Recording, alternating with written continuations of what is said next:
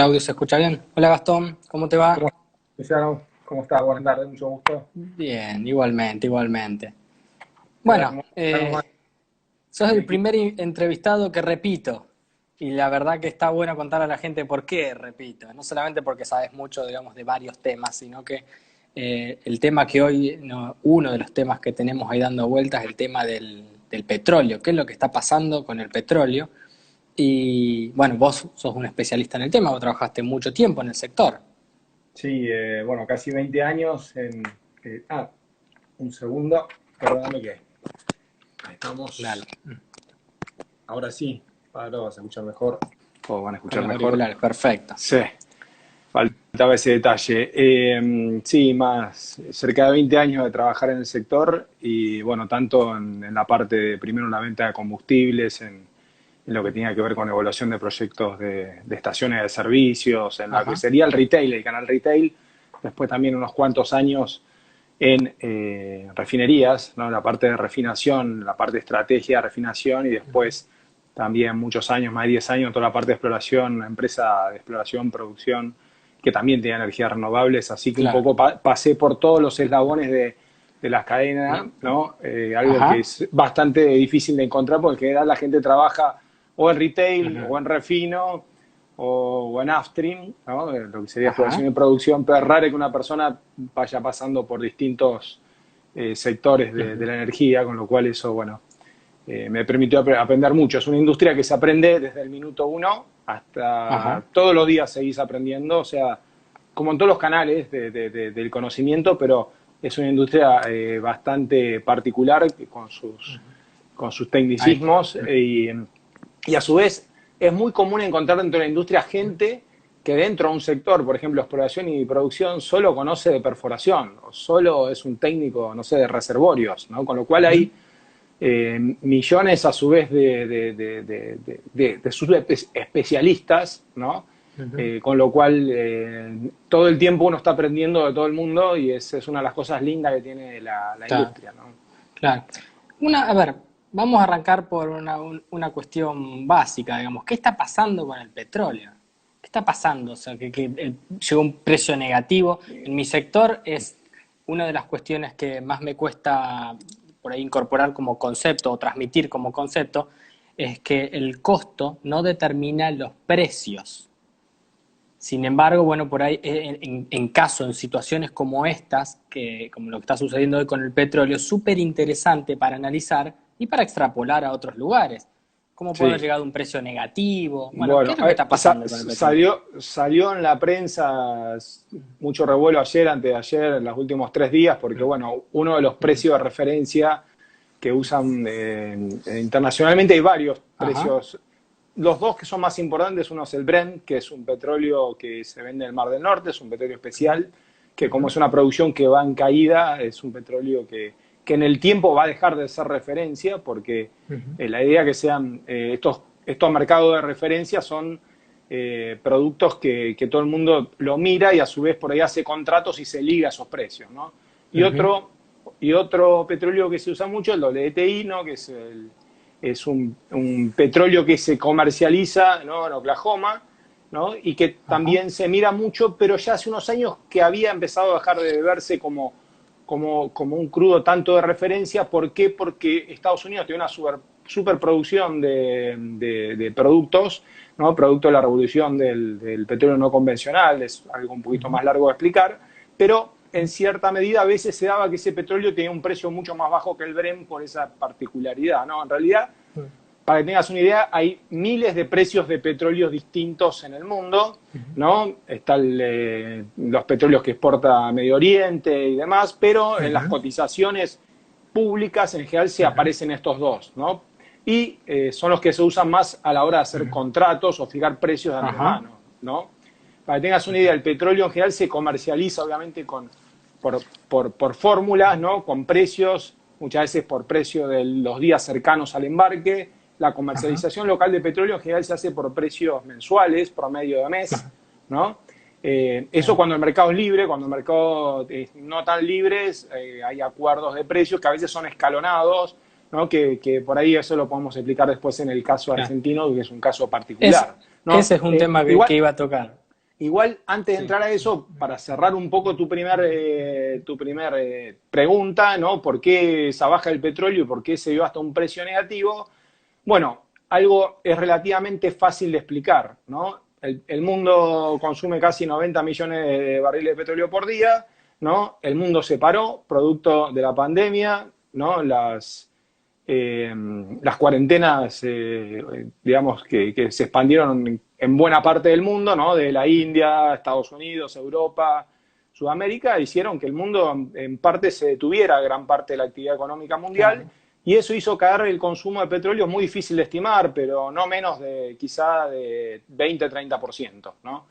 La OPEP Ujú. y los principales productores habían hecho un acuerdo para bajar la producción alrededor del 10%, con lo Ajá. cual, evidentemente y claramente, se quedaron cortos. Y ya, si bien la noticia fue que esta semana hubo un precio negativo en uno de estos precios de petróleo que se siguen más, como el WTI, ya había hace una semana o 10 días que se estaban produciendo precios de petróleo negativo en distintas partes del mundo, ¿no? Que inclusive lo Ujú. habíamos hablado en alguna otra conferencia que compartimos. ¿Por qué se dio Ujú. eso? Porque no hay capacidad de almacenar, ¿no? El petróleo tiene una característica que te quedás sin capacidad de almacenar, y si no tenés capacidad de almacenar, lo que tenés que hacer es cerrar pozos de petróleo. Eso es un Para entender inconveniente. una cuestión, Sí, precio negativo, o sea, te pagan por llevártelo, te básicamente. pagan por Vos vas y... llevártelo porque, si bien esto es algo muy puntual y se da muy pocas veces, ¿por qué? Porque si no te lo llevas, yo tengo que cerrar producción, y no solo voy a perder la producción de ahora, voy a afectar el pozo, ¿no? El pozo está preparado para producir de forma continua, y la idea es que produzca la máxima cantidad de la forma, ¿no?, posible. Entonces no están Ujú. preparados para ser cerrados. Estas cosas Ujú. pasan muy excepcionalmente, pueden pasar una vez cada 100 años, entonces cuando uno cierra un pozo de petróleo, dependiendo obviamente de la característica del pozo, uno tiene fallas y no solo pierde la producción de hoy, sino que pierde producción futura, ¿no? Entonces los que están ahí hacen un cálculo económico y dicen, no, me conviene hasta regalarlo o pagar para que se lo lleven, porque cerrar el pozo va a ser en el largo plazo más antieconómico que no se lleven el petróleo, ¿no? O sea, y Claro, aparte, porque bueno, esto se ve que como una cuestión, un shock, digamos, una situación esporádica, no es algo permanente. esporádica, no es algo permanente, ¿no? Porque evidentemente hay costo de producir ese petróleo, ¿no? Entonces, lógicamente, no mucho tiempo pueden los precios mantenerse tan bajos, pues si no, hay pozos que son marginales, que Ujú. para introducirte en otro tema, ¿no? O sea, el costo de producción del petróleo. Una cosa es el costo de bombear el petróleo, ¿no? Cuando yo tengo toda la infraestructura hecha, ¿viste la cigüeñita que por ahí se ve en todos lados, o que se ve, Sí. ¿no?, la foto típica del petróleo? Ujú. Eso es una bomba, ¿no? Básicamente Ujú. es una bomba. Hay otros tipos de bombas, otras que son sumergidas, ¿no? Hay un montón de Ujú. tecnología asociada, pero esa es una de las más comunes, ¿no? Por lo menos la más vista, porque se puede sacar una foto, Ah. la otra no le puede sacar foto. Ujú. Entonces, eso tiene un costo asociado, ¿no? Después hay otro costo más que tiene que ver con, vos ya sabés que hay petróleo, pero tenés que hacer el pozo, tenés que hacer los ductos para evacuar ese petróleo, que ese es un segundo costo adicional a producir. Y después hay un tercer costo, que es buscar el petróleo, ¿no? La exploración, ¿no? Y encontrarlo, que muchas veces es también equivalente al otro costo, ¿no? Con lo cual, cuando se produce una baja fuerte en el petróleo, obviamente nadie sale a buscar petróleo nuevo, nadie sale a hacer pozos nuevos con una base, pero sigo bombeando, salvo que Ujú. el costo que yo vea sea, me salga, no sé, si lo voy a vender a $10, me sale $10 sacarlo de abajo de la tierra, no me conviene, Claro. ¿no? Para que se Pero entienda, esto, perdón, para que sí, se entienda, o sea, no es que no es como en las películas que uno perfora el piso y de repente el petróleo sale solo, no. Hay no, bombas, no, está a diferentes profundidades, hay exacto. diferentes técnicas para sacarlo y con sus diferentes costos, por Sí, supuesto. sí, a su vez se convierte cada vez más en exactamente el Mm. pozo ese que se ve en las películas, sale el Mm. petróleo, ¿no?, en un surgente. Mm. Eso prácticamente no hay en la industria hoy, ¿no? Pues un Mm. pozo que en realidad tendría que tener mucha presión Ah. y mucho caudal. Son pozos mínimos. En general, la mayor parte de la producción Ujú. obviamente está con el uso de algún tipo de bomba o de sistema, ¿no? Ah. Pero a su vez es una industria que empezaba con pozos de poca profundidad, de relativamente buen rinde, y ahora el petróleo se busca cada vez más profundo y con el petróleo llamado no convencional, en realidad con la técnica de fracking, que es en términos económicos mucho más parecido a la minería, ¿no? En el sentido de que tengo que invertir muchísima plata, ¿no? Tengo para sacar una producción durante muchos años, ¿no? Entonces, hoy tampoco es tan importante, si bien es importante el costo laboral, pero tiene que ver también mucho el costo de capital, ¿no? Voy a decir invertir en un país, voy a hundir plata por 10, 15 años, donde voy a recuperar eso, ¿no? Con lo cual es un tema muy importante para la inversión para las decisiones de inversión de petróleo, ¿no? Hoy en día. Claro. Bueno, vamos saludando a la gente que entró, vamos a...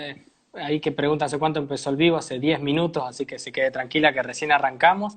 Estamos hablando un poco de los costos del petróleo, cómo extraerlos, los diferentes tipos de petróleo que hay, que esto supongo que es como la soja, que tenés diferentes tipos de soja. En realidad es mucho, sí, es mucho más, no es terriblemente complejo, pero no es tan simple como la gente cree, ¿no? Por ejemplo, vos sacás distintos petróleos, hay petróleos que son mucho más pesados, ¿no? Y que producen más fondos, fuel oil, productos de menos valor. En cambio, hay productos más livianos, ¿no? Hay petróleos más livianos que producen mucho más naftas y gasoil, que son los productos que se valorizan más en el mercado, ¿no? Y a su vez, cada refinería está optimizada para refinar algún tipo de petróleo, ¿no? Y a su vez está preparada para producir para el mercado que está apuntando. Ejemplo, vimos hace unos días, ¿no? Una noticia que se cerró la refinería de Shell, ¿no? ¿Por qué y fue la primera refinería grande que se cerró, ¿no? ¿Por qué no fue la primera? Yo tengo un razonamiento, digamos, de mercado. Shell es muy fuerte en venta de naftas, ¿no? Y tiene refinerías preparadas para producir mucha nafta, ¿no? O sea, tienen unidades de proceso, ¿no? Que son muy caras para producir nafta porque es como producir lomo, ¿no? Es el producto de más valor en general. Entonces, lomo en términos, si pensamos la producción, ¿no? de la vaca, ¿no? Acá la diferencia, la vaca viene seteada, no la podés cambiar, acá sí podés cambiar con las unidades, pero las unidades son muy costosas, ¿no? Un cracking catalítico, por ejemplo, cuesta, que es la unidad que te permite maximizar la producción de nafta y de gasoil, cuesta cerca de $1.000 millones para una refinería, ¿no? Pensemos que hoy YPF vale en bolsa $1.700 millones y tiene varias refinerías, ¿no? Con lo cual, digo, los números ¿Y por cuánto la compramos? ¿Cuánto la pagamos a YPF? La pagamos 10 veces más. Bueno, el problema que tiene YPF, aparte tiene deuda asociada, ¿no? Pero digo, es una industria que cualquier inversión, ¿no? Está bien, hay pozos petroleros de millones de dólares solamente, pero cualquier inversión que uno piensa son inversiones millonarias, ¿no? Claro. Bueno, perdón. Te consulto acá porque bueno, acá ya pregunta, ¿lleno el tanque o no? Y ahí va la pregunta que te iba a hacer. ¿Por qué no baja el precio de la nafta acá en Argentina cuando sabemos que el petróleo llegó a valer cero o hasta negativo? ¿Por qué no baja el precio? Sí. Bueno, la Argentina tiene sobre todo un historial, sobre todo te diría del 2002 para acá, ¿no? Que se ha diferenciado de los precios internacionales. Perdón, pero te escucho un poquito cortado. Perdón, vamos a, por las dudas.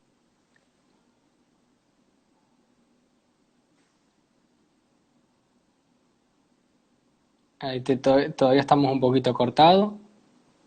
Ahí no te escucho directamente. Estamos sin audio, ¿no? Estamos sin audio. Si querés salir, volvemos a entrar. Te vuelvo a invitar. A ver, lo vuelvo a invitar. Si quieren ir mientras dejándome preguntas, vayan haciéndolo así, aprovechamos y se las consultamos. Seguimos sin escucharte acá. Te cierro y te vuelvo a invitar. Ahí está. Y ahí lo volvemos a invitar. Vamos a ver si de esta manera solucionamos el problema con el audio.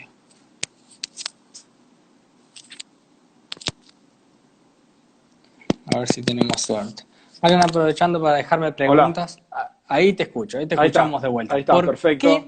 ¿Por qué no baja y dice que algo bajó? La verdad que yo no he salido a la estación de servicio como para verlo, pero no me imagino que haya bajado tampoco tanto. Sí, ¿Qué está, mira, va, del va a 2002 bajar? ¿Tiene que bajar? sí. En los 90, primero hay que explicar varias cosas, ¿no? Primero, el petróleo es una parte del costo de la nafta, no toda, ¿no? Si el petróleo lo regalaran, ¿no? Lo tenemos que llevar por transporte a una refinería, por barco, por ducto, refinarlo, ¿no? Que tiene un costo enorme. Te decía, una Ajá, unidad de proceso sola cuesta $1.000 millones, ¿no? O sea, pasarlo claro, por una sí. refinería con un proceso complejo que tiene también mucha energía, porque hay que calentarlo, hay que separarlo en procesos. Después hay que transportarlo, llevarlo a una estación de servicio que también tiene su costo, su margen, el camión, ¿no? Y Sí. venderlo, ¿no? Con lo cual, el petróleo es la parte más importante, si querés, del costo de la nafta o de cualquier producto terminado, pero no es el único, ¿no?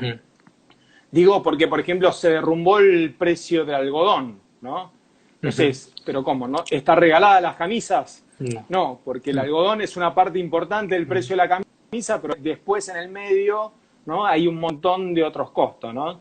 En el caso de industria, es una industria que maneja, la verdad que es una industria de volumen, ¿no? Pensá que hoy un litro de nafta en el surtidor sale 55 pesos, ¿no? Si te cruzás al supermercado, una botella de agua mineral sale 50 pesos, de 2 litros, ¿no? Y pensá la complejidad que tiene buscar el Sí, petróleo, hacer el pozo, ¿no? Sacarlo, transportarlo, aparte el peligro que tiene la ciudad, una actividad de riesgo, ¿no? Estar en zonas inhóspitas, ¿no? Refinarlo, transportarlo y venderlo, ¿no? Contra lo simple que es la botella de agua mineral, sin claro. quitarle, digamos, sin desmerecer el trabajo de No, por los, supuesto. de los Pero que sí se venden nota que bebidas, hay ¿no? una diferencia, sí, sí, Pero, sí. y otro tema importante que de lo que vos compras, en general el 50% es impuestos, ¿no? Los combustibles líquidos en general tienen muchos impuestos y que ese es otro detalle importante. En muchas partes del mundo hay impuestos que son fijos. ¿Qué significa? Que si el petróleo vale, si la nafta vale 10, el impuesto es de 10, ¿no? O sea, Sí, es la mitad del impuesto. Ahora, si la nafta vale 100, el ese impuesto es impuesto es de 10. Con lo cual, están hechos ¿para qué? Para compensar en cierta medida, ¿no? Que cuando el petróleo baja, el gobierno recauda más y el consumidor le duele menos, y cuando el petróleo y la nafta suben, ¿no? proporcionalmente queda más chico, claro. Claro, proporcionalmente queda más chico, ¿no? Entonces, primero son dos aclaraciones. Uno, el petróleo no es todo el costo, es una parte importante. Segundo, hay impuestos que eso pueden jugar, ¿no? Por ejemplo, en estos días se subió uno de los impuestos que acá es fijo, pero que se va subiendo, ¿no? Se subió uno de esos impuestos y la gente no lo vio, no lo vio en la suba del precio del surtidor, pero en realidad hubo una compensación, ¿no? Porque hubo un momento que bajó y el gobierno aprovechó para subir el impuesto. Ahora, el más importante, ¿cuál es? El tercero es que desde el año 2002 los precios en la Argentina se disociaron de los mercados internacionales, ¿no? Ajá, ahí está el tema. Es muy importante esto.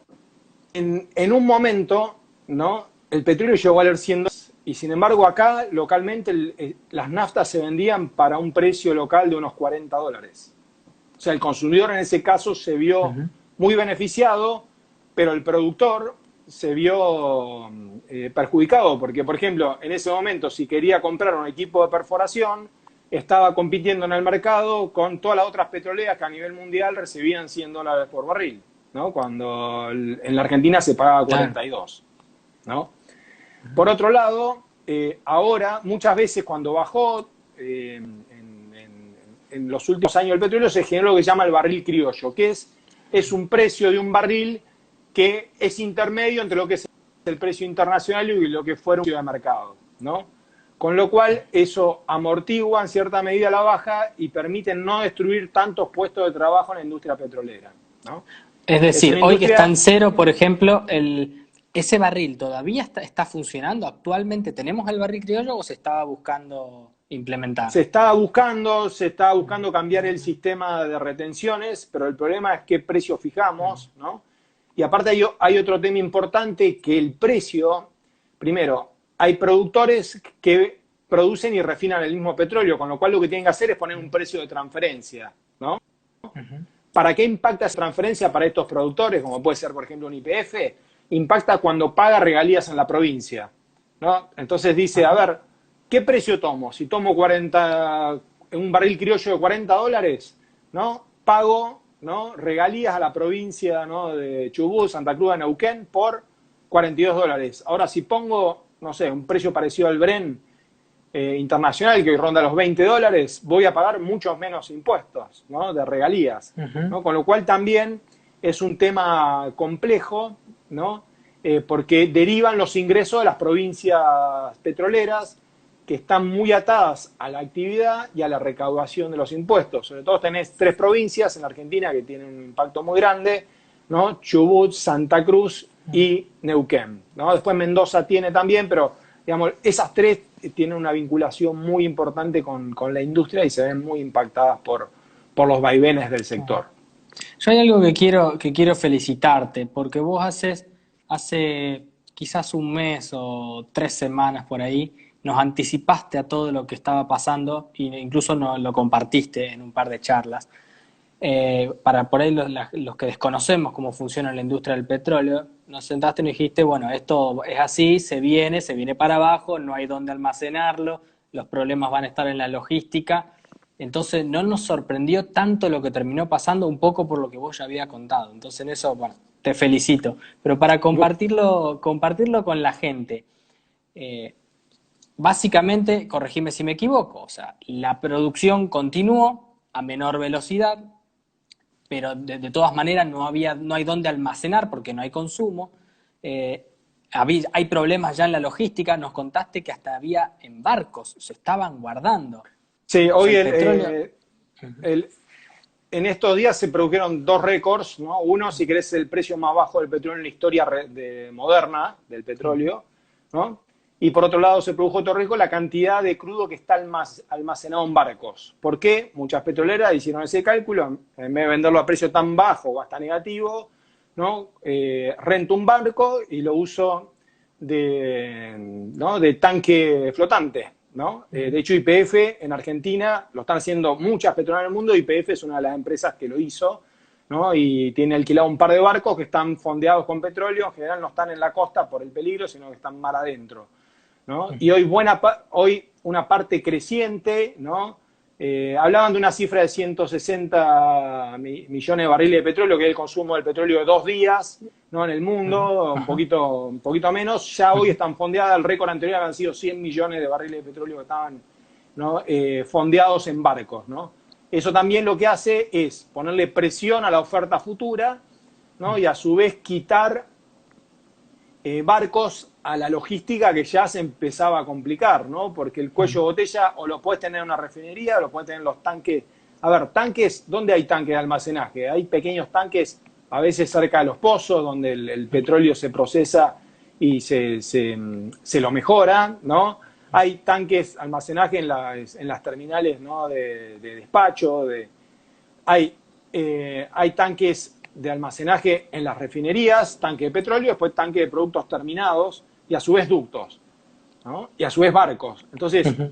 la logística hoy en el mundo es un tema muy clave y más en el petróleo, porque digo, en la industria automotriz, si vos tenés un problema de producción, tirás autos en la playa, Claro, ¿no? Y listo, no tenés problema. Acá tenés un problema que no tenés dónde almacenarlo y es un producto aparte peligroso para un derrame, ¿no? No es que, digo, estás almacenando papel higiénico o estás almacenando, ¿no? El campo tiene los silo bolsa, ¿no? Es mucho más claro. fácil, ¿no? Esto realmente es un producto complejo, Ujú. ¿no? Y bueno, lo que veía, yo la verdad que veía hace un tiempo, porque justamente había mucha gente que quería invertir en petróleo y demás, y yo le decía, guarda, porque esto, habiendo trabajado muchos años en empresa de energía, es una pesadilla encontrarte con un escenario como este, ¿no? Porque, digo, ejemplo, hay refinerías que ahora están vendiendo mucho gasoil, ¿no? Porque todavía se bajaron las cargas de las refinerías, hay demanda de gasoil, pero no hay demanda de nafta.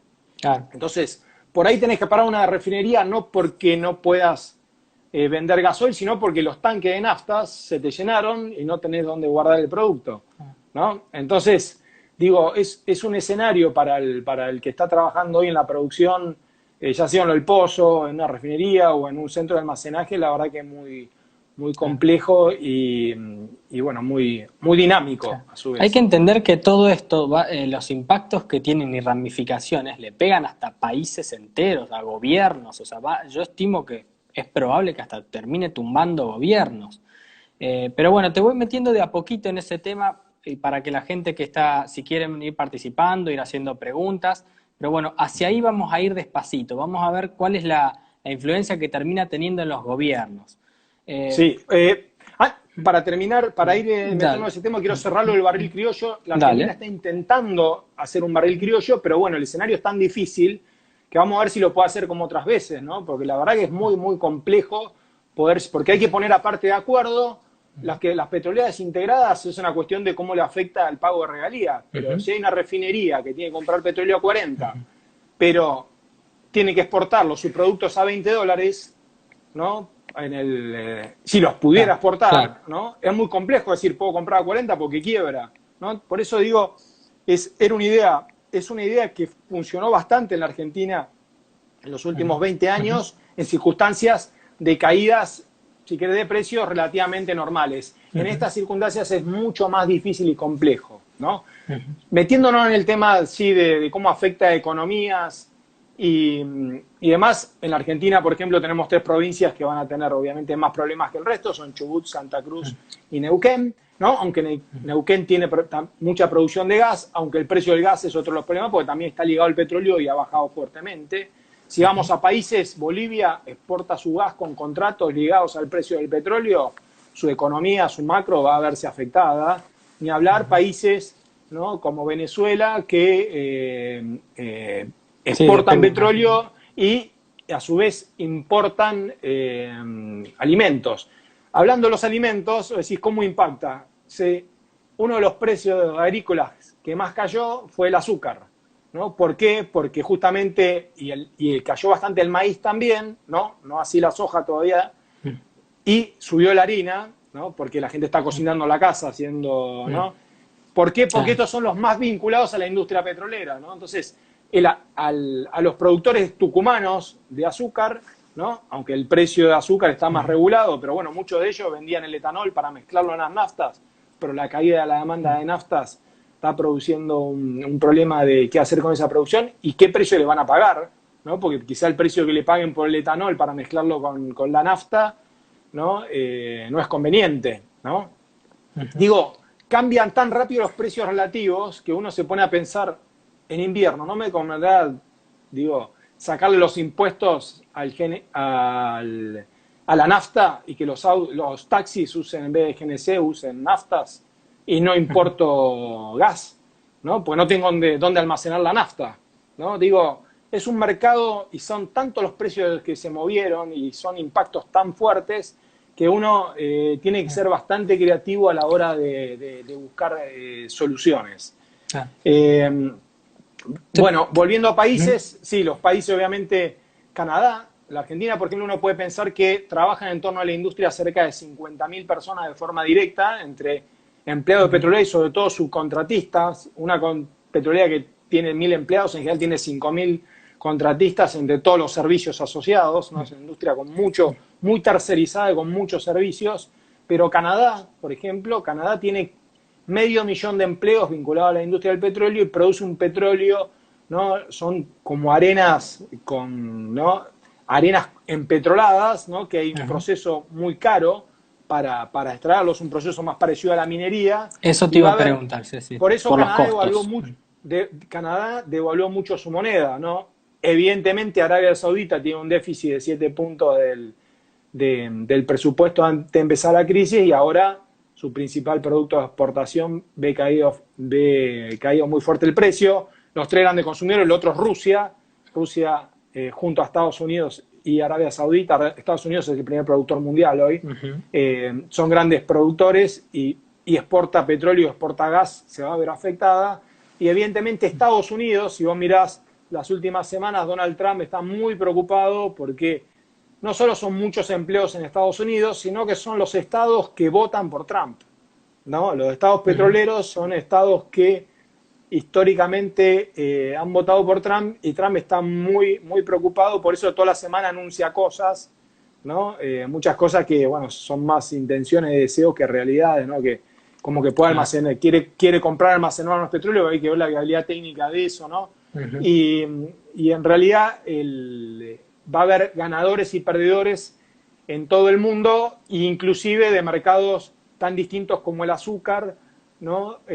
O como el maíz, ¿no? Que se pueden ver afectado el precio producto de su vinculación, sus canales, ¿no? Está vinculado por los biocombustibles. Claro. Te quiero traer un poquito al tema de los costos por países. Yo sé que el costo de extracción en general está bien, que incluso es injusto pensarlo como que el país tuviera un solo costo de extracción, pero bueno, si fuese así, ¿cómo son los costos en general de los países, quizás de Estados Unidos, de Arabia Saudita, de Venezuela?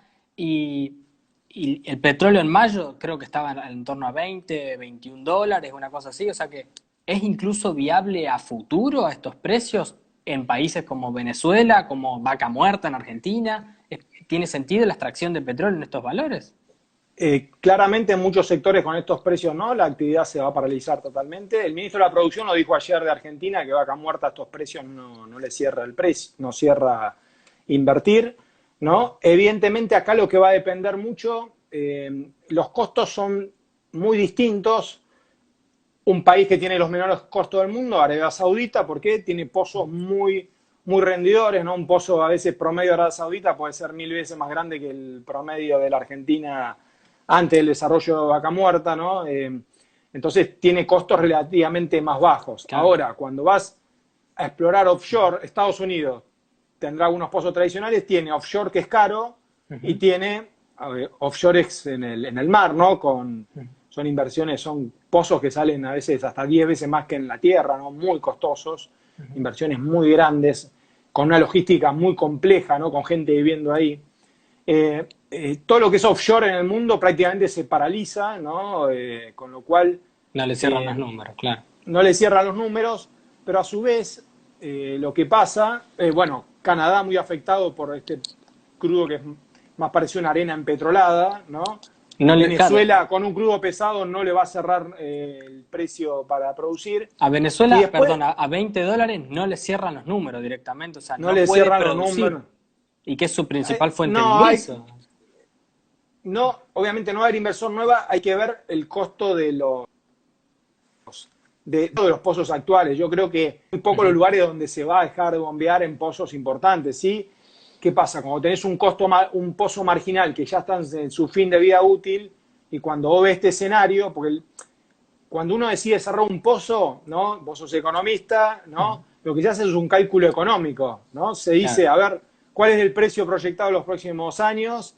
Y en función de eso digo, bueno, le voy a hacer los mantenimientos, lo tengo que hacer, voy a hacer las inversiones asociadas, aunque sean pequeñas, y le sumo el costo operativo de sacarlo, bueno, hago un cálculo económico, si no me da, y hago una sensibilidad, por ejemplo, no me Claro. da 30, no me da 40, no me da 50, digo, bueno, este pozo es el momento de cerrarlo, Es ¿no? cada vez más Pozo, caro la extracción, digamos, con el paso del tiempo, cada vez más caro, supongo, porque hay que ir más, po, más profundo, bombear con sí, más fuerza, no sé.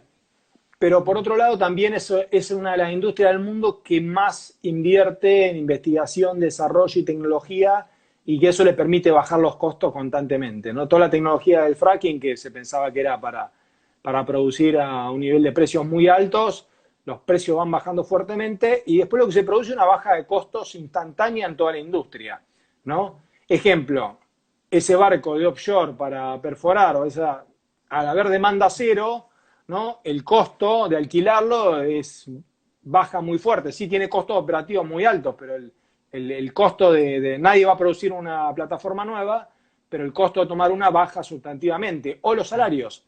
En Estados Unidos hay una correlación casi perfecta entre inversión y precio de petróleo.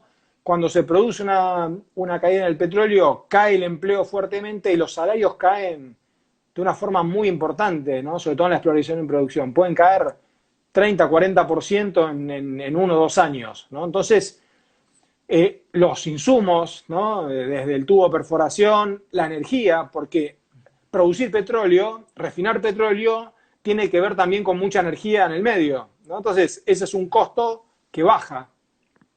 Y los costos de producción en todo el mundo en este momento están bajando fuertemente, porque la mano de obra va a ser más barata, porque Canadá devalúa su moneda y en dólares el Claro, queda más precio barato. también baja, las devaluaciones de las monedas, todos los países en general petroleros son los que más devalúan en estos contextos, y el mercado va a volver a buscar nuevos equilibrios, pero con precios mucho, mucho más bajos, Sí, pero no, si un pozo no era viable ahora en $50, por ahí en 1 o 2 años es viable entre tecnología, rebaja de costos, hacerlo en claro. 35 o $40, ¿no? O sea Y hay que otro la esperanza factor, en Vaca Muerta está en que podamos optimizar el proceso o que el precio suba, porque no sé si tenía un mínimo que necesitaba 35, $40 por barril para funcionar, sí, una cosa yo creo que así. los costos laborales en la Argentina cada vez que hay una crisis o una devaluación bajan fuertemente, ¿no? Y es lo que va a pasar. De hecho, si te fijas, esta semana fue el convenio con Petroleros de un par de meses, pero todos los que están en stand-by en la casa van a cobrar un salario muy reducido, Claro. ¿no? Y se produjo una rebaja nominal de salarios de más del 50% de los trabajadores, ¿no?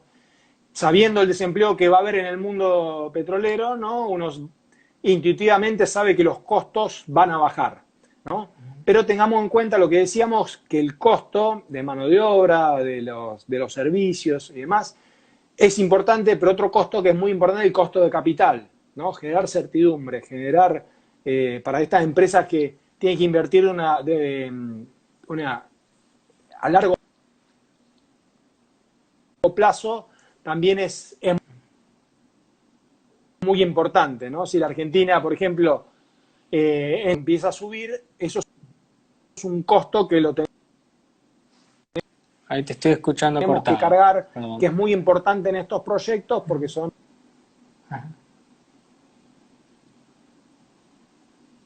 Sí, estoy escuchando un poco, ya no sé, otra vez te perdimos el audio. Te veo pero sin audio nuevamente. Fíjate si no, te vuelvo a sacar y no, no te escucho, vuelvo a sacar y te vuelvo a invitar. Hacemos así nuevamente. No te puedo no te escucho. Están dejándome preguntas, lo vuelvo a sacar y lo vuelvo a incorporar. Ahí está. Lo que recién preguntaban sobre, hace un ratito, Ahora sobre sí, las... Sí, ahora sí estamos. ahí dejaron una pregunta que era interesante, que era una de las que me había notado hacerte, sobre las energías renovables. Si esto las iba a motivar, creo que es todo lo inverso, justamente, o sea, con un petróleo más barato, las Bueno, energías renovables, ¿qué va a ¿qué pasar? pasa, qué pasa con la energía renovable en el mundo? En general, O en, alternativas. mucho, en muchos lados los contratos tienen prioridad, ¿no? Tienen prioridad respecto a otras energías, con lo cual, por ese lado, ¿no? Tienen su fuente, su comprador asegurado, y lo que hay que cortar, por ejemplo, es la generación de gas, ¿no? Pero eso en un contexto como esto te genera otro problema, porque ¿qué hago con ese gas? Que lo tengo que quemar, Ajá, ventear, ¿no? ajá. ¿Qué es lo que pasa con el precio de las renovables? Evidentemente pierden contra el petróleo, se hacen económicamente menos interesantes, pero de vuelta aparece un fenómeno similar donde, un panel solar, una torre eólica que tiene acero, tiene aluminio, tiene un montón de componentes Ujú. que son intensivos en energía producirlos. Entonces, los costos de producción de la infraestructura, ¿no? de los equipos renovables baja cuando baja el petróleo, ¿no? Claro. Entonces, sí, se ven afectados, pero por decirte, si el costo de producción en el mediano plazo del petróleo baja de 40 a 35, el de renovables quizá baje de 40, no sé, también a 35, ¿no? Hay que ver. Claro. ¿Y qué pasa con los salarios? ¿Qué pasa con el esquema? ¿No? Evidentemente estamos en un escenario donde en teoría va a abundar la energía en los próximos por lo menos 1 o 2 años en el mundo, y eso es más complejo. Aunque hay un dato que no te di que es muy importante, es que el petróleo, si vos no invertís, la producción cae año a año.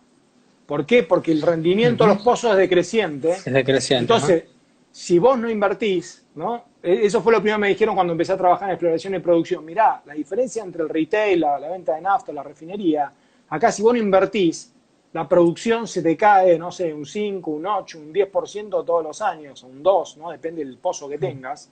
Entonces, naturalmente, al no haber oferta, ¿no? La producción tiende a caer, ¿no? Eso es Al muy no haber interesante. inversión, Se ven los gráficos dinámicos, ¿viste? Esto que te pasan de quién que digamos con la evolución del tiempo, como en la parte del petróleo va creciendo y decreciendo, creciendo y creciendo. No es que se queda fija, efectivamente, o sea, son periodos de inversión o de que donde no se hacen tanta inversión. O sea, Claro, y naturalmente empieza a volver para atrás.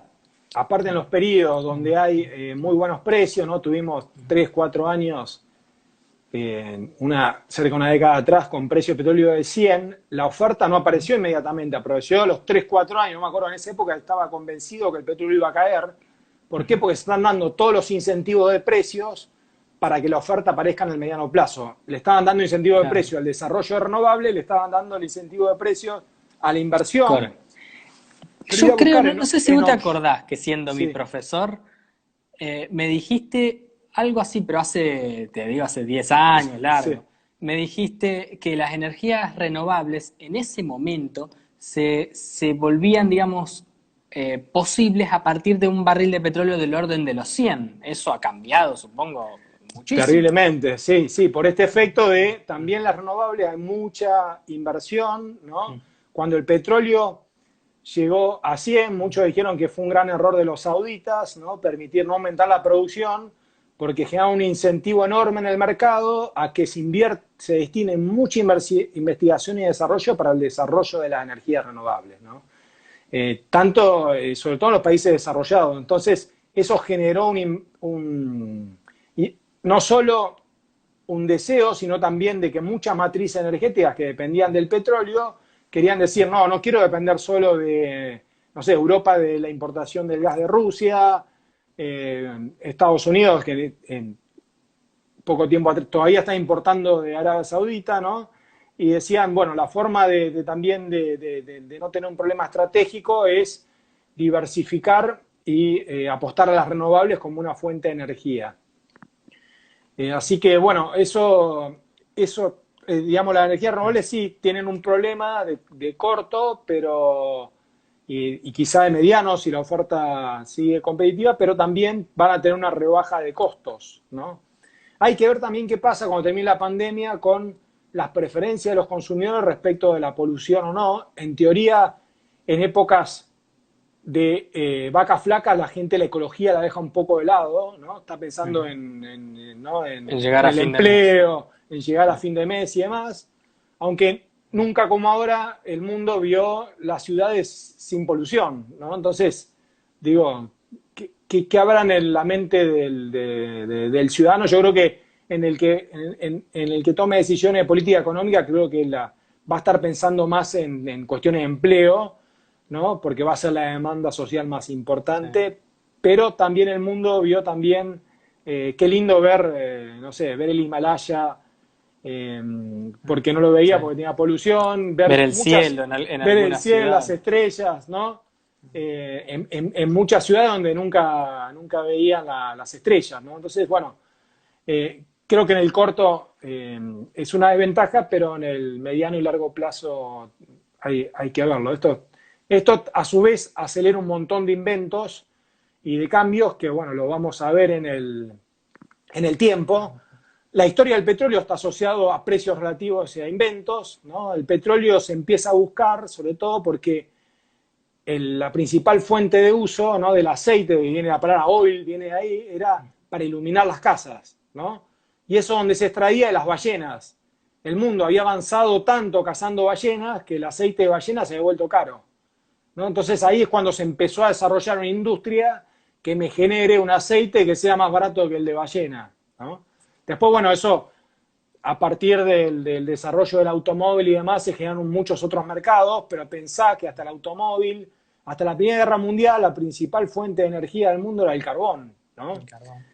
Y el petróleo vino a sustituirla porque era más barata, era más eficiente y a su vez era menos contaminante que el carbón, ¿no? Y los que tengan barcos que sean con esa tecnología le ganaban la guerra a los que no la tenían, ¿no? Entonces, Ah, el mundo giró, ¿no? Del carbón. Bueno, el mundo empezó, si vamos más atrás, con leña. Buena parte de Europa desapareció, estaba llena de bosque, desapareció la leña. Después se fue el carbón, no había más, digamos, combustible fósil arriba de la tierra, vamos a buscarla abajo, el carbón. Y después buscamos el petróleo y el carbón en la matriz energética mundial, si bien sigue siendo importante, fue perdiendo mercado en relación a las renovables, ¿no? Y bueno, todos estos hechos van marcando hitos y van cambiando los precios relativos y las costumbres, ¿no? Es interesante en vez de contar a la gente la cuestión de la oferta y la demanda. Por supuesto que la demanda es para los diferentes elementos que lo utilicemos, pero en cuanto a la oferta, no es libre. O sea, entre ellos había una especie de cártel, que es la OPEP, que de alguna manera, digamos, regulaba la canilla, la velocidad a la cual producía por una cuestión de levantar o bajar los precios. Pero ¿qué es lo que pasó últimamente con la OPEP? La OPEP, si uno ve los últimos 30 años, fue perdiendo poder, porque en realidad cuando vos haces un oligopolio y tendés a subir los precios, generás incentivos a que das buenos precios, a que otros empiecen a producir ese producto, ¿no? Muchos productores, lo que pasó es que, ejemplo, Estados Unidos desarrolló todo lo que es el no convencional, ¿no?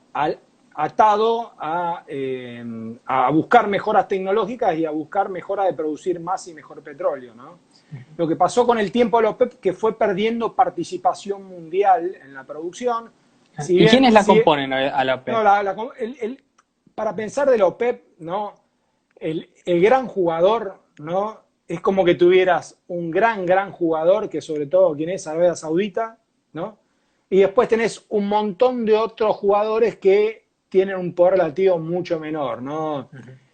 No, Qatar, Venezuela, pero aparte, ¿qué es lo que tiene Arabia Saudita? Arabia Saudita es el que tiene más posibilidad de subir y bajar la producción, ¿no? Arabia Saudita es el que puede decir, bueno, yo recorto 2, 3, 5 millones de oferta en la producción de petróleo, porque tiene la espalda y a su vez porque tiene los pozos que se lo permiten, ¿no? Si vos sos un productor que tenés pozos más pequeños o que tenés offshore o que tu pozo no te permite andar cerrando, ¿no? La canilla, ¿no? El imaginario social de que se puede cerrar la canilla del petróleo y abrirla. En cambio, Arabia Saudita es el que tiene, no solo que es el que tiene los pozos quizá con cierta más flexibilidad para hacerlo, sino a su vez también es uno de los que tiene más capacidad de almacenaje, ¿no? En todo el mundo. Entonces, es el que puede jugar mucho más a ser el gran jugador del mercado y a subir y bajar la producción, ¿no? Claro, y lo que vos decías de la espalda, en cuanto, me imagino, Venezuela no tenía margen, Venezuela tenía que producir a cualquier precio para tratar de equilibrar su presupuesto, porque si no, no tenía margen. Sí, la verdad la situación económica de Venezuela, ¿no? es muy compleja, ¿no? Pero antes, porque Venezuela tiene un doble problema, viene cayendo la producción hace años y ahora se le destrozó el precio, con lo cual el P por Q, ¿no? Y aparte Venezuela tiene un montón de problemas operativos de muchos años de no inversión en toda la cadena del petróleo y gas, ¿no? De las refinerías de petróleo, la mayoría tuvieron muy poco mantenimiento, están todas colapsadas, y en la parte de producción la verdad que viene con muchos problemas y bueno, esto puede profundizar un poco más la crisis que está teniendo. ¿Y la OPEP se separó actualmente? No, la OPEP sigue funcionando. Ahora hubo una pelea porque en realidad lo querían sumar. A ver, la OPEP, pensemos que hay 3 grandes productores mundiales: Estados Unidos, Rusia y Arabia Saudita, ¿no? De esos grandes productores, ¿quién es el único que está en la OPEP de los 3 mayores? Es Arabia Saudita. Entonces, ¿qué pasaba Rusia? Rusia también, como Estados Unidos, se ve beneficiado que recorte de Arabia Saudita para que el precio no baje o suba, y yo como productor me veo beneficiado aumentando la oferta, ¿no? Lo mismo Estados Unidos. Por eso, cuando empezó a bajar, ¿no? La Arabia Saudita habló con la OPEP, la OPEP habló con Rusia, y Rusia al principio no quería saber nada. De hecho, los dos aumentaron la producción, como que empezaron una guerra de precios dentro del cartel, y llegaron a este acuerdo, pero el acuerdo que llegaron claramente es insuficiente, ¿no? Y aparte tenía en teoría operatividad a partir de mayo, reducir un 10% de la producción a partir de mayo, cuando el mercado te está cayendo 20-30%, con lo cual claramente es insuficiente, y creo que el escenario es el recorte va a venir más que por la razón, va a venir por la fuerza, ¿no? Más que por el, nos sentamos y decimos, bueno, recortemos un poquito cada una de las producciones, no tengo dónde más almacenar petróleo, empiezo a cortar la producción. Lo cual también si querés, menos inteligente, porque operativamente te va a generar un montón es mucho más problemático en términos operativos y te puede generar más secuelas en términos económicos para tu producción en el mediano y en el largo plazo, ¿no? No solamente porque hay un tiempo para volver a ser operativo un pozo, sino porque tiene un costo, nos decías que era muy caro. No, pero hay pozos, aparte que el pozo está preparado, esto hay que hablarlo con los técnicos, te decía, la industria hay técnicos especialistas de cada cosa, ¿no? Un ingeniero en reservorios, hay pozos que si vos los cerrás, después es muy difícil volver a producir. O vuelven a producir, pero con una producción mucho más baja, ¿no? ¿Por qué? Porque estaban hechos, vos justamente muchas veces le habías inyectado agua, estaban en producción secundaria para que esa agua corra el petróleo, si vos interrumpís, ¿no?, ese proceso, ¿no?, después el pozo prácticamente te queda inutilizado, ¿no?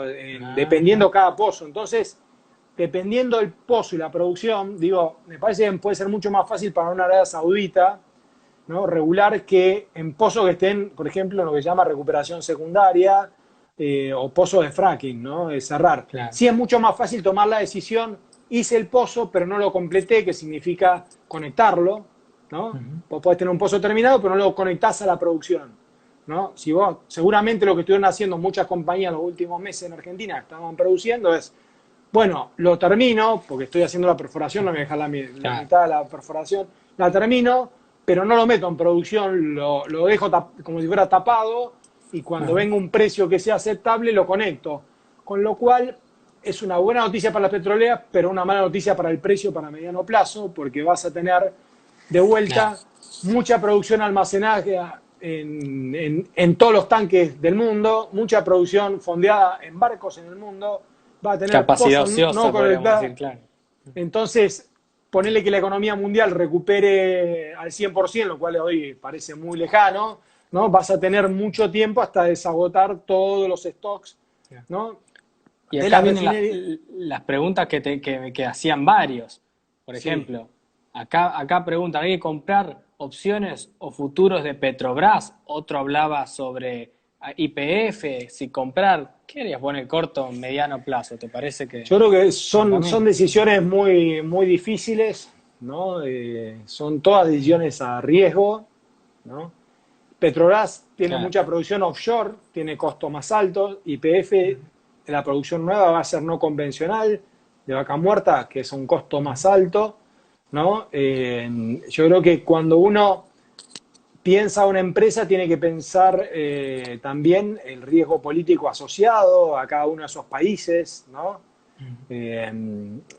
Entonces es mucho más complejo, es más fácil si uno dice, bueno, tengo una cartera de inversión muy grande, no sé, tengo $100, quiero invertir de esos $100, 20 en petróleo. Bueno, digo, tiro un par de dólares a las compañías grandes del mundo, tiro un par de dólares a una Petrobras, un YPF, pero siempre sabiendo que son inversiones de riesgo y de mediano plazo, no es para esperar respuestas los próximos meses. Porque aparte, claro, tienen que empezar que todas estas compañías se endeudaron, muchas de ellas fuertemente, para sus agresivos planes de inversión, porque imaginaban un petróleo más cercano a $50, ¿no? Entonces ahora ven el precio de su producto que están vendiendo, que cae, por ejemplo, Petrobras, ya que me la tocaste, tiene un precio, tiene una especie de barril criollo en Brasil, ¿no? En realidad es casi un monopolio Petrobras en torno a la refinación y demás, pero tiene también cierta disociación con los precios internacionales, aunque el real se evaluó fuertemente, ¿no? Con lo cual eso del costo, los precios en dólares de los combustibles cayeron y los costos de producción cayeron también. Pero es complejo imaginar, digamos, cuál van a ser los ganadores o perdedores. Claramente pareciera que puede ser una oportunidad de inversión. Ahora, puede haber empresas que no sobrevivan, ¿no?, a este proceso. ¿Te imaginas grandes quiebras, empresas grandes quebrando? Yo me imagino seguro empresas chicas quebrando, marginales endeudadas, estas de no convencional de Estados Unidos pequeñas, ya han quebrado varias, y van a quebrar. Empresas de servicios petroleros que van a quebrar, ¿no? Sobre todo chicas, ¿no? O medianas, o las que tienen mucho costo fijo, ¿no? Porque la industria es casi tan grande, la industria de servicios petroleros, como la de las empresas en sí petroleras, ¿no? O sea, hay empresas realmente muy grandes, con decenas de miles de empleados de servicios petroleros. Yo creo que otra que puede ser interesante para invertir van a ser empresas que no se fundan, pero que queden con un precio de inversión muy bajo y que lo compre un competidor, ¿no? Puede ser una empresa petrolera, puede ser una empresa de servicios petroleros, ¿no? Porque, ¿qué pasa? Antes de invertir en nuevos pozos, vos ponés que sos una petrolera grande y decís, tengo dinero, quiero reinvertir en mi negocio, ¿no? ¿Qué es lo que vas a hacer primero? Vas a recomprar producción o empresas que estén quebradas, pero que tengan buen perfil, ¿no? En vez de hacer pozos nuevos, comprás pozos baratos porque vos aparte estás en la industria, si sabés. Entonces creo que lo difícil ahí es decir, de esas empresas más chicas o medianas, cuáles van a ser las que sobrevivan y cuáles van a ser las que van a ser compradas, ¿no? Porque muchas de ellas están baratas porque están pensando que van a quebrar, ¿no? Entonces, ¿cómo hacer esa diferenciación? Es lo que decías al principio, que YPF valía menos que el costo de aproximadamente 2 pozos, algo así. Estaban 1.700 millones de dólares, algo así. 1.700 no, y una unidad de cracking catalítico, que es el corazón de una refinería, te puede llegar a valer 1.000 millones de dólares, ¿no? O sea, hoy YPF no vale ni su costo. Vale menos de una de sus refinerías, ¿no? Hacerlas nuevas, tiene, ¿no? Usadas, no, tiene varias, ¿no? Pero te quiero decir que sumarle todas las reservas de petróleo, ¿no? Que uno dice, bueno, una petrolera vale tantos dólares por barril de petróleo de reserva, ¿no? Reservas que van a ser todas recalculadas, porque para vos contabilizar una reserva tiene que ser un petróleo que pueda ser sacado económicamente. Claro, ¿no? claro. Entonces, si el costo de producción era 40, ¿no? Bueno, y ese pozo ahora... sí, el precio está 20. El precio está 20. Instagram incorporó, te interrumpo, Instagram incorporó, falta un minuto y chirola y se termina la transmisión. Una buena incorporación de Instagram para saberlo, sí. 2 minutos finales y contanos, terminamos este tema. Bueno, cualquier cosa son estos momentos bisagra, ¿no? Interesantes. Yo le diría que cualquiera antes que invertir, antes de tomar una decisión de invertir, que no tenga problema en contactarse, que lo voy a tratar de ayudar, porque es muy difícil decir qué invertir, pero es más fácil decir qué no invertir, ¿no? Y a veces el inversor agarra y dice, no, compro esta y quizá compra la que no hay que invertir, ¿no? Entonces, yo en general a veces he hecho recomendaciones de compra, por suerte fueron buenas, ¿no? Pero en general me es mucho más fácil decir no compres acá. O, mirá, compras acá, pero tenés estos riesgos asociados, ¿no? Lo que le diría es que no tengan problema, no tengan vergüenza en preguntar ahora, antes de tomar alguna decisión, que de meterse en hacer cosas que después se vean ¿no? arrepentidos, ¿no? Arrepentido. Bueno, Gastón, muchísimas gracias por tu tiempo, muchas gracias por tus conocimientos y todo lo que dijiste, y gracias a la gente que estuvo ahí mirando. Y bueno, si les quedan preguntas, déjenlas por escrito, envíenmelas si quieren por comentario, y yo se las traslado a Gastón y se las vamos a estar respondiendo. Muchas gracias, Gastón, y a toda la gente. Sí. Cómo no, y podemos hacer otra entrega viendo las preguntas y respuestas si quieren, no hay ningún problema. Estoy acá para lo que necesiten. Muchas gracias. Bueno, muchas gracias a vos, Gastón, y a toda la gente que estuvo mirando. Espero lo hayan disfrutado. Muchas gracias.